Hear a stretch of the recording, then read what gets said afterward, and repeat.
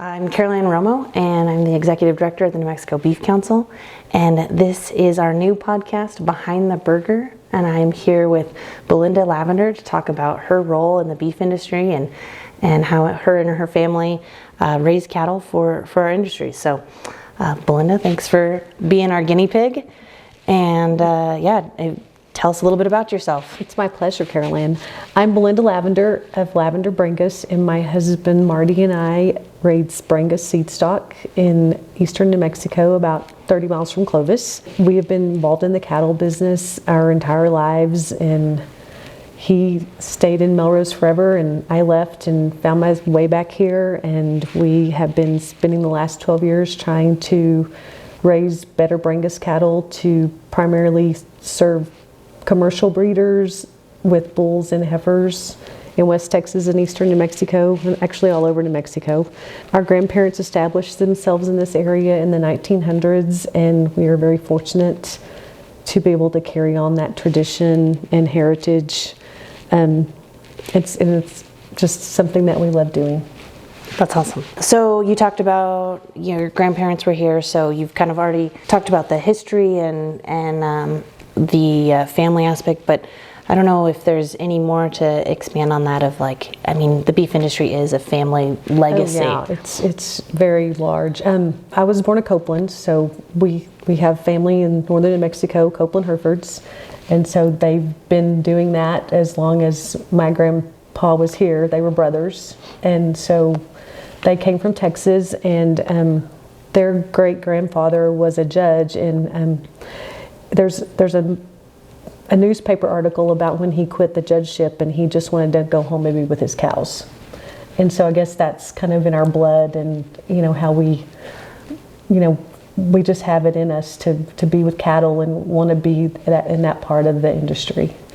That's awesome. That's really special. What is the most rewarding part of being a rancher or being a cattle woman? The most rewarding part for me is creating genetics that we see improvement from generation to generation. We have cows that are 12 years old that have daughters and granddaughters in the herd that, they get better every year, and, we can see the genetic components of those cattle, getting better and doing better, and, that's such a giant, people that understand, we're raising fewer cattle to provide meat for more people because the genetics have improved so much.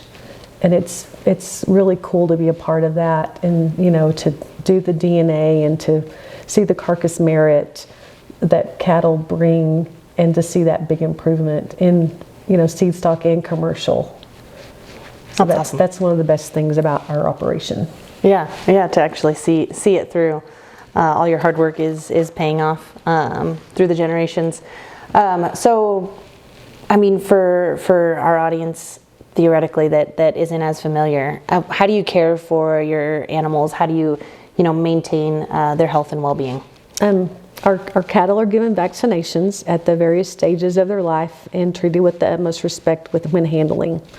Docility is very important to our operation, and Caroline saw that today, and it is to most of our bull customers. We're in our cattle a lot on a daily basis, and so we know them, we know their personalities, we see when they're not feeling well, and we, health issues we need to address. We rarely have to doctor an animal, but when we use an antibiotic, it's in a life-bettering situation, just like we treat our human loved ones. We don't want to use those, but when it comes to the part of, is this going to make their life better at the moment? Yes. We're going to doctor an animal. Awesome. We definitely saw how much your cattle love and appreciate you, and specifically you, right? They knew you were coming, and they came for scratches and love. I think that's awesome. What's one thing most people don't know about raising cattle, raising beef? Not all beef is the same. Cattle carry carcass merit values, and ranchers are actively practicing better selection to ensure cattle are valuable when they are ready to be harvested and give the consumer, a greater product that's more efficient. Awesome. Yeah, that's, I think, a really important part that, you are looking into the science of it and the genetics and yeah, you guys are focused intensely on doing a better job every year and all that. So how do New Mexico's landscapes and climate shape your ranching methods? And I know we talked about whether or not you call it a rancher or we've had this conversation, I think, in the office, are you a rancher, are you a cattlewoman? So I mean that with whatever noun you prefer. I will carry both of those titles with pride. Awesome. It doesn't really matter. So Awesome. There's nothing prettier than our cow herd standing in belly deep grandma grass on our ranch.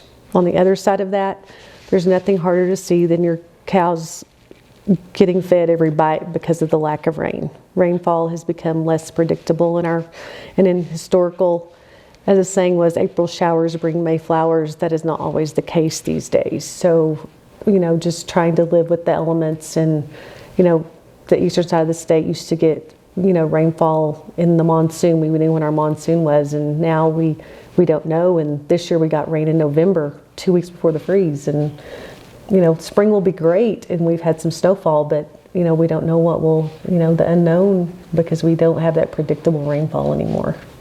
Yeah, absolutely. What role, speaking of the land, right, in your landscapes, what role does land and resource management play in your practices? We try to rotate pastures, supplement with hay and feed to save pastures. In the last few years, that's been quite a struggle. We saw our cows today on Milo stalks. That was a Milo crop that failed and would not be cut. And we were able to get that for feed for the winter. So the cattle were able to take something that was wasted and turn it into something, that's provided them great nutrition for the winter. And so that, there was no waste, and they've, how do you say it? Upcycled Yeah. that Milo crop that was a failure, that would have just been put back into the ground and gone on. But they've really done well on it, and we're very grateful to have it. That's awesome. I think you've already talked about some challenges, but what is the biggest challenge or the biggest challenge that you face? Probably the climate, the rain, and just not knowing when, the predictability of it. It's just not there anymore, and so just not knowing there's going to be green grass in June. We don't know, and because it used to be where we would get rain in April, May, you would know it was going to rain some, but it's not so much anymore. And when it does, we've been very fortunate to be able to get some farmland and make our own hay and take care of our cattle better. So that's the biggest challenge for us. Yeah, it probably causes some always having to prepare for the worst while hoping for the best. Absolutely. Yeah. What is your favorite part of what you do? The big picture, from pasture to plate, each individual along the way that does their part in the beef industry, the commercial cattleman that has 5 cows, and wants to lease a bull or use a bull for a small fee, and to the guy who has 600 cows, and to the guys that work at the NCBA office in Denver that do their part to promote our product. It's just been such a eye-opening experience to see all of that and giving me a new perspective of everything. So the big picture, it's been really fun to see it. That's awesome. I love that. So, we talk about you've got the climate you've got to fight, and then we were seeing, breaking waters and talking about ice and stuff today. So you face a lot of challenges. But why do you do what you do? Why do you still wake up when it was 1 degree earlier this week and you're still Tuesday going? Morning, yeah. Yeah, you're still gonna go break waters and feed before you go to teach. Why do you keep doing it? The love of the cattle. We love the cattle, and the camaraderie in the industry, from our commercial buyers to the people who exhibit the international champions. We have a wide variety of folks in our corner, and it's just a great place to be, and a great place to have your family involved, and that's why we do it. It's awesome. Well, we're glad you do, right?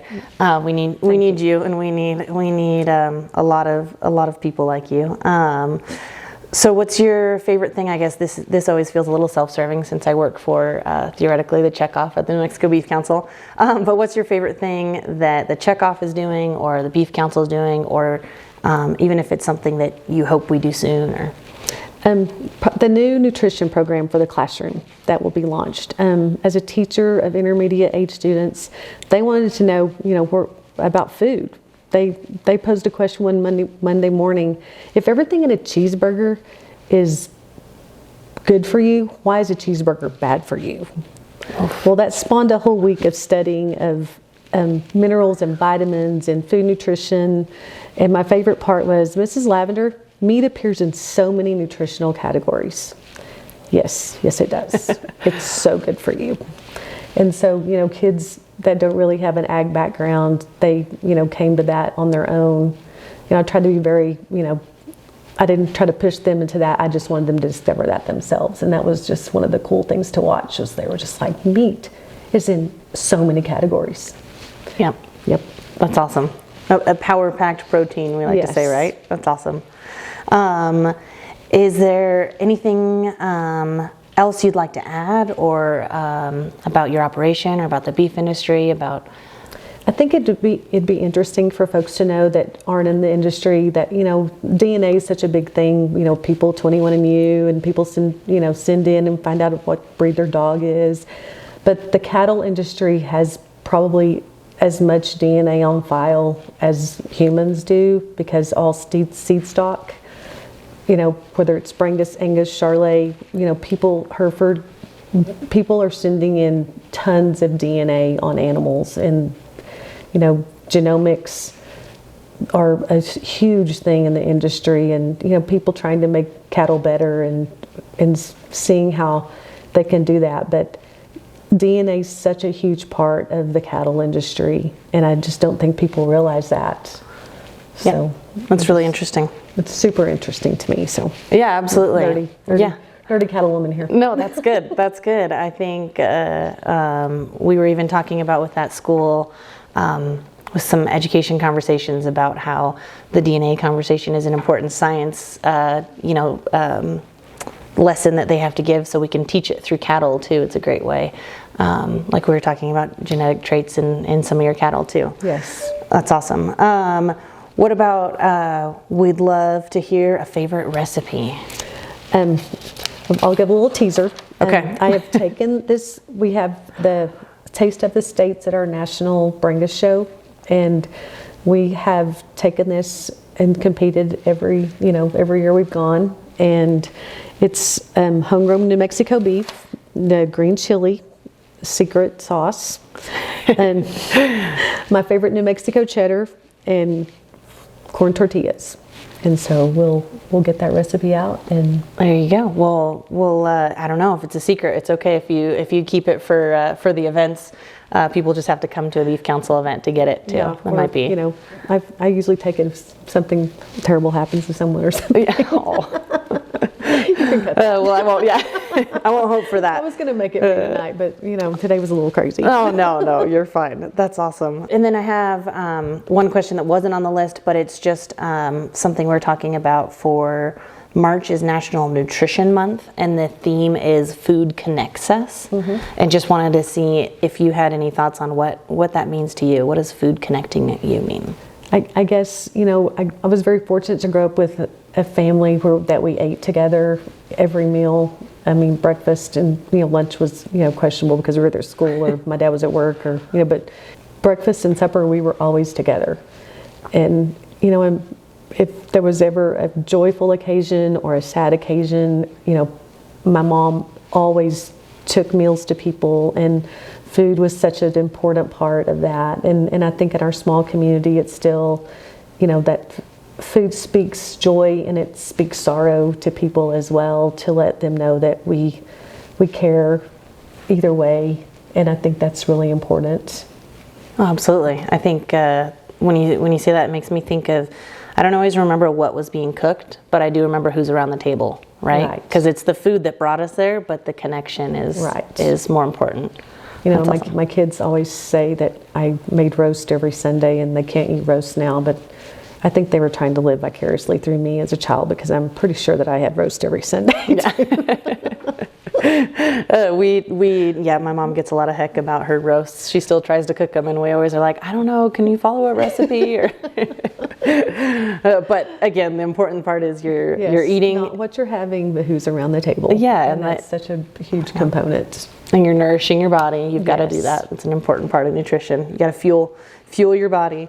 Awesome. Well, thank you so much for doing this interview and talking to us and letting me see a little bit of your operation. And I'm excited. Some of the things you were talking about, we can pop in some photos and videos over while we're talking, and That'd be good. And show off your girls and your boys. Yeah. Show off all your cattle. Those guys, they had to be in the picture. Yeah, absolutely. Absolutely. Cool. Well, thank you so much. Well, thank you for coming, and it was our pleasure to host you today. Thank you. Thank you. Behind the Burger is a podcast produced by the New Mexico Beef Council with the goal of telling the stories of the cattlemen and cattlewomen of the New Mexico beef industry. Thank you for joining us for today's episode. If you would like more information, please visit nmbeef.com. Whether it be a burger, a steak, or another beef dish, we hope you are enjoying beef at your next meal.